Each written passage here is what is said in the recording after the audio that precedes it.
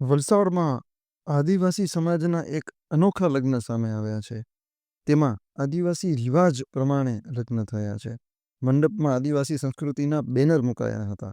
મિત્રો, વાત એમ છે, વલસાડ જિલ્લાના નાના પોંઢા ગામે સોમવારે આદિવાસી ખાંડવી પરિવારની કન્યાનો અનોખો લગ્ન પ્રસંગ યોજાયો હતો. તેમાં લગ્ન પરંપરાગત રીતિરિવાજ મુજબ કરાયા હતા. ગામના રહેવાસી દિનેશભાઈ ધીરુભાઈ ખાંડવીની દીકરીના લગ્ન 20 મેના રોજ થયા હતા.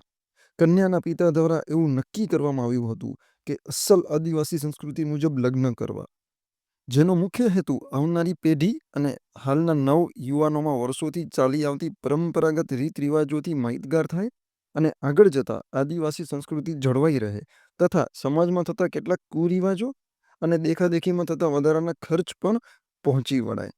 લગ્નની વિશેષતા એ હતી કે આદિવાસી એની પરંપરા સંસ્કૃતિની ઉજાગર કરતી એક થીમ બનાવવામાં આવી હતી, જેની ઉપર એક બાજુ સંવિધાન લાગ્યું હતું, સાથે આદિવાસી સમાજમાં ઉપયોગમાં લેવાતા વાંજિત્રો પણ લટકાવવામાં આવ્યા હતા. આ લગ્નમાં બીજી ખાસ વાત શું હતી તે માટે જુઓ આ પછીનો શોર્ટ.